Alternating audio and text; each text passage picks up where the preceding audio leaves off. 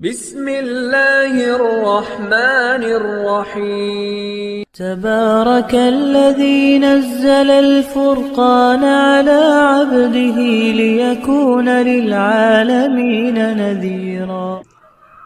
अस्सलामु अलैकुम वरहमतुल्लाहि वबरकातुहू।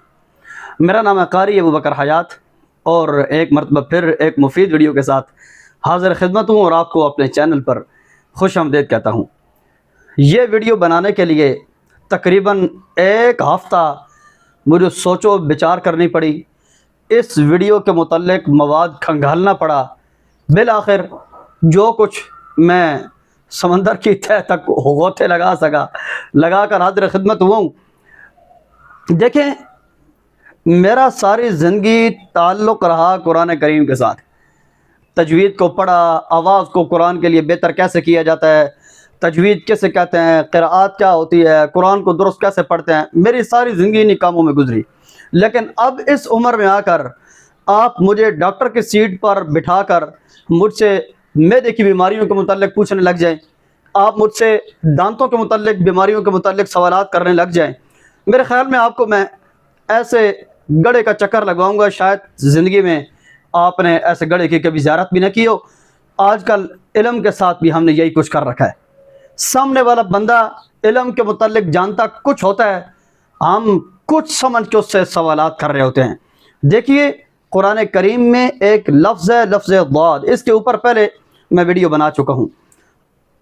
कई इलाक़ों में ना ये बात चल पड़ी कि जो बंदा ज़ाद की जगह पे दाद पढ़ता है, दाद की जगह पे ज़ाद पढ़ता है, उसका निकाह टूट जाता है। भाई, कहाँ लिखा है?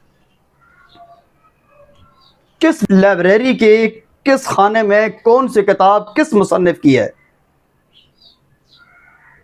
दीन उस चीज़ का नाम नहीं है जो आप मुझे कहें वो दीन है, जो मैं आपको कहूँ वो दीन है। दीन नाम है कुरान और हदीस का।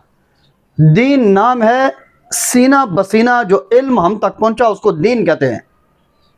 मैंने अपनी तारीख़ में कभी भी अपने किसी उस्ताद मोहतरम से किसी कुरान की आयत का तर्जमा नहीं है, किसी हदीस में नहीं लिखा। पता नहीं, एक गांव में मैं दाखिल हुआ, अजीब हंगामा। आधे गांव के लोगों ने मुझे घेर लिया, कारी साहब बताइए, ये ज़ाद की जगह पे कोई दाद या दाद की जगह पे ज़ाद पड़ता है, निकाह टूट जाता है?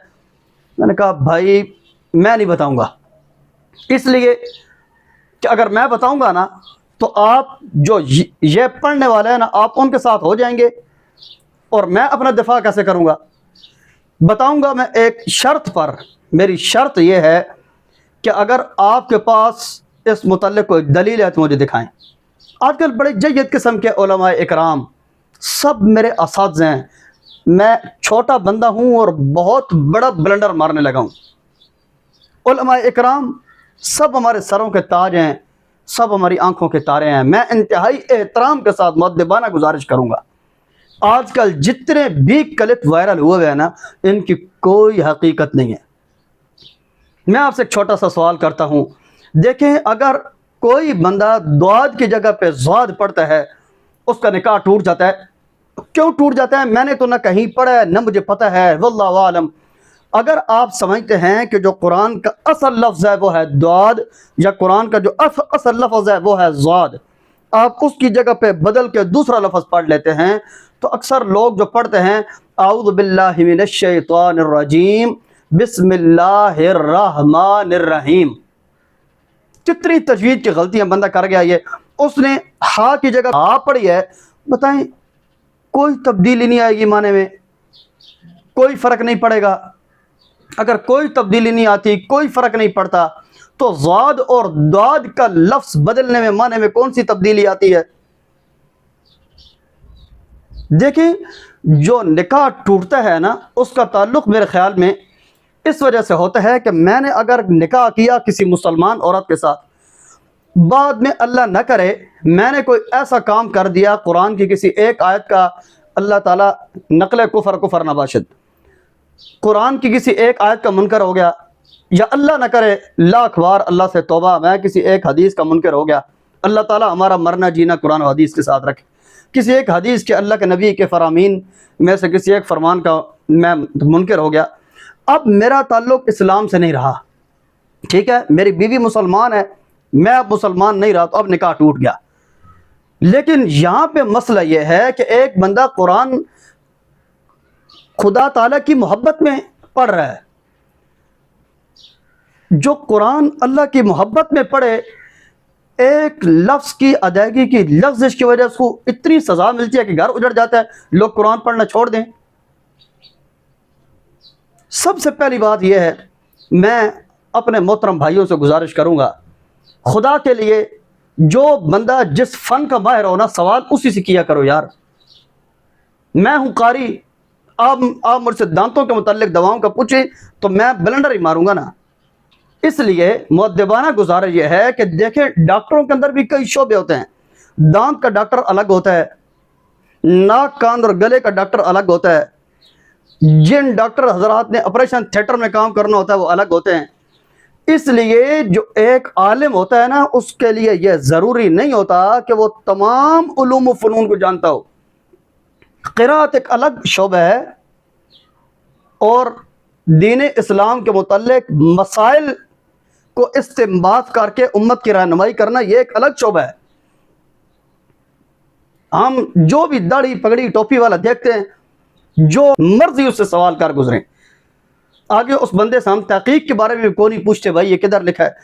अब उस बंदे से हम तहकीक भी नहीं करते कि भाई ये किधर लिखा हुआ है जो आपने मुझे बताया। आजकल बहुत ज़्यादा वीडियो क्लिप चले हुए हैं, वायरल हुए हैं, जो ज़ात की जगह पे दाद पढ़ता है, दाद की जगह पे ज़ात पढ़ता है, उसका निकाह टूट जाता है। भाई कोई दलील नहीं है। अगर आपके पास कोई दलील है, ये मेरा सवालिया क्वेश्चन है ये वीडियो, अगर कोई दलील है, कोई सबूत है, खुदा के लिए कमेंट में मुझे बताएं, मेरी रहनुमाई करें। मुझे तो कहीं नज़र नहीं आया। अगर आपको भी कहीं नज़र नहीं आया तो किस बुनियाद के ऊपर हम इस मसले को उठाकर खामखा अल्लाह के घरों का सुकून पामाल कर रहे हैं। जो इमाम ज़ाद पढ़ता हो उसके पीछे नमाज नहीं पढ़ते, क्यों? इसलिए कि वो दाद नहीं पढ़ता। किधर लिखा हुआ है कि जो बंदा दाद नहीं पढ़ता उसके पीछे नमाज नहीं होती? जो दाद पढ़ता हो उसके पीछे नमाज नहीं पढ़ते, क्यों? भाई ये ज़ाद नहीं पढ़ता। किधर लिखा हुआ है जो ज़ाद नहीं पढ़ता उसके पीछे नमाज नहीं होती? कोई सबूत नहीं है। बस मेरा इस मकबा फ़िक्र के साथ ताल्लुक़ है। इस मकबा फ़िक्र के लोग ये पढ़ते हैं, मैं यही पढ़ूंगा। इन्ना लिल्लाहि व इन्ना इलैहि राजिऊन। बंदा क्या कहे? दीन किसी मकबा फ़िक्र का नाम तो नहीं है। अल्लाह ताला ने हर बंदे को कुछ समझ और सलाहियत भी दी है। देखें, मिसाल के तौर पर मैं आपके सामने दो लफ्ज़ अदा करता हूँ। तजवीद की किताबों में हर लफ्ज़ की अदायगी का कायदा लिखा हुआ है, ठीक है।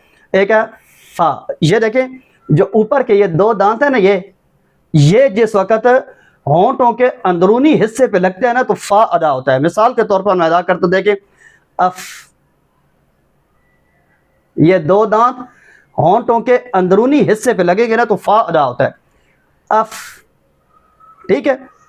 वाओ, होंठों की गोलाई से औ, वाओ, ठीक है।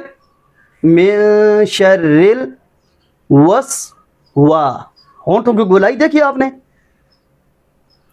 इसी तरह अलिफ से लेकर या तक ये टोटल 29 हरूफ हैं, ठीक है। हर हर्फ की अदायगी का तरीका सिखलाया गया है। आपके पास सबूत मौजूद है क्या? वो सबूत आपका और मेरा लिखा हुआ है, या कुरान और हदीस, या जो दीगर वो मशाइख जिनका उम्मत में एक बहुत बड़ा नाम है, क़िराअत के मुतल्लिक़ भी उनकी कुतुब मौजूद हैं, अगर उनका कौल सामने आ जाता है तो वो तो बहुत वज़नी बात है। लेकिन अगर मेरे मस्जिद के इमाम साहब कह रहे हैं, दौरे हाजिर के ऐसे आलिम बता रहे हैं जिनको तजवीद के बारे में हवा ही नहीं लगी। देखिए, अलिफ से लेकर या तक ये टोटल 29 हरूफ हैं, 29 हरूफ हैं टोटल। हर हर्फ की अदायगी का एक तरीका सिखलाया गया है। इस हरफ को अदा करोगे, हरूफ की अदायगी के अंदर कौन कौन सी चीज़ें इस्तेमाल होती हैं? सबसे पहले गला इस्तेमाल होता है, इससे आइन, हा, गैन, खा, इस जैसे हरूफ अदा होते हैं। हमजा, हा, ये सीने से अदा होते हैं। सीना, गला, होंठ, खैशूम, दांत, ज़ुबान, ये हरूफ की अदायगी में ये चीज़ें इस्तेमाल होती हैं। तो देखें जिस वक़्त हर हरफ की अदायगी का तरीका सिखलाया गया है ना, तो ज़ाद की अदायगी का भी कोई तरीका सिखलाया गया होगा ना। आपने अब किसी से ये नहीं पूछना कि यार ज़ाद सही है या ज़ाद, आपने ये पूछना है कि यार मुझे तो सिर्फ ये बता दे, बस लफ्ज़ ज़ाद को अदा करते वक्त ज़ुबान किधर लगेगी, बस मैं खुद अदा कर लूँगा। देखिए आपको मैंने मिसालें दी ना कि फ़ा को अदा करते हैं तो ऊपर के जो दो दांत हैं या नीचे वाले होंठ के अंदरूनी हिस्से पे लगेंगे तो फ़ा अदा होगा। वाव अदा करेंगे तो होंठ गोल होंगे, ठीक है। इसी तरह मैंने आपको देखे स्वाद जा सीन, ऊपर और नीचे के दांत मिलते हैं, स्वाद जा सीन अदा होते हैं। अब ये जो लफ्ज़ है ना ज़ाद, इसको जिस वक़्त अदा करते हैं तो ज़ुबान कहाँ लगती है, बस ठीक है। जिस जगह पे ज़ुबान लगे वहाँ से आप ख़ुद तजर्बा कर लें ज़ाद अदा हो रहा है या ज़ाद अदा हो रहा है। मुझे इस बात से कोई सरोकार नहीं है अरब के उलमा क्या पढ़ते हैं, मक्का मदीना में क्या पढ़ते हैं और अजम में क्या पढ़ते हैं, मुझे दलील से सरोकार है, ठीक है। दलील वहाँ के जो उलमा पढ़ते हैं इतनी मजबूती के साथ अथेंटिक किस्म की अदायगी है, मैं आपको बता नहीं सकता। वो मुसल्ले रसूल पे खड़े हैं, अल्लाह के घर में लाखों के हिसाब से दुनिया उनके पीछे नमाज पढ़ती है, उनकी अदायगी बहुत ज़्यादा दुरुस्त है। हम उनके नकाल हैं, हम उनका सुन सुन के हमने कुरान याद किया, हम उनके बारे में तबसरा ही नहीं करेंगे। हमारा तबसरा सिर्फ ये है इस लफ्ज़ की अदायगी से निकाह टूटता है या नहीं टूटता। इस लफ्ज़ के बारे में अगर निकाह टूट जाता है तो सबूत क्या है, किधर लिखा हुआ है, ये लफ्ज़ है क्या। इस बारे में कुछ दिन पहले कुर्रा इकराम हमारा एक पैनल है वो इकट्ठे थे। काफ़ी देर सोचो विचार के बाद हमने गौर व फिक्र किया कि यार बड़े बड़े उलमा के इस बात के ऊपर ये वीडियो क्लिप वायरल हुए हैं कि यार क्या ये उलमा का काम है या कुर्रा का काम है जो कुरान की हुरूफ की अदायगी के बारे में बतलाते सिखाते हैं। अगर उलमा के क्लिप वायरल हैं तो उन्होंने सिर्फ ये बताया हुआ है कि जो ज़ाद की जगह पे ज़ाद पड़ता है उसका निकाह टूट जाता है। लिखा हुआ किधर है, सबूत क्या है, निकाह टूटने की वजह क्या है। अल्लाह करे सबूत मिल जाए। ये तो मैं अपने तौर पे सारी गुफ्तगू कर रहा हूँ, अगर आपके पास सबूत होंगे तो मैं आपका इंतज़ार भी करूँगा, मैं वेलकम भी करूँगा और आप मेरे असातिज़ा में भी शुमार होंगे बकौल हज़रत अली करमल्लाहु वजहहू, ठीक है। तो आपने ज़रूर मेरी रहनुमाई करनी है। मुझे इस बात का कोई सबूत नहीं मिला कि जो ज़ाद की जगह पे ज़ाद पड़ता है उसका निकाह टूट जाता है, कोई निकाह नहीं टूटता। इसका सबूत क्या है, किसी जगह पे कोई सबूत नहीं है। इसकी अदायगी का तरीका क्या है, दीगर जो हुरूफ की अदायगी का तरीका है वो इसका तरीका है। इसको सीखने के लिए इस वक्त आपको दूर दराज के पहाड़ों के सफ़र नहीं करने, आपने अरब अजम के सफ़र नहीं करने, गूगल पे सर्च करना है, चैट जीपीटी से रहनुमाई लेनी है, क्रोम पे सर्च करना है, गूगल से किताबें निकालनी है, वहाँ से जाके अच्छा खासा मवाद निकाल कर आपको पता चल जाएगा कि हर हरफ की अदायगी क्या क्या तरीका सिखलाया गया है, इस हरफ को अदा करने का क्या तरीका होता है। अगर कोई सबूत वगैरह ना हुआ तो मेरी बात की तायीद करें। और आज तक मैं तकरीबन कुछ 650 वीडियोज़ अपलोड कर चुका हूँ, आज तक आपको मैंने किसी वीडियो को शेयर करने का नहीं कहा। मुअद्दबाना गुजारिश ये है इस वीडियो को शेयर करें ताकि मेरे ये सवालात दीगर लोगों तक पहुँचें और उम्मत की रहनुमाई हो। ये सिर्फ खैर खाना तौर पे मैंने वीडियो बनाई। अल्लाह ताला हर सख्त बात से हम सब को महफूज फरमाए। कोई बात बुरी लगी हो तो इस आजिज़ को उम्मीद है माफ़ करने की कोशिश करेंगे। अगली एक मुफीद वीडियो तक के लिए अपने मेज़बान कारी बकर हयात को इजाज़त दीजिए। वस्सलामु अलैकुम वरहमतुल्लाहि वबरकातुहू। अल्लाह हाफ़िज़।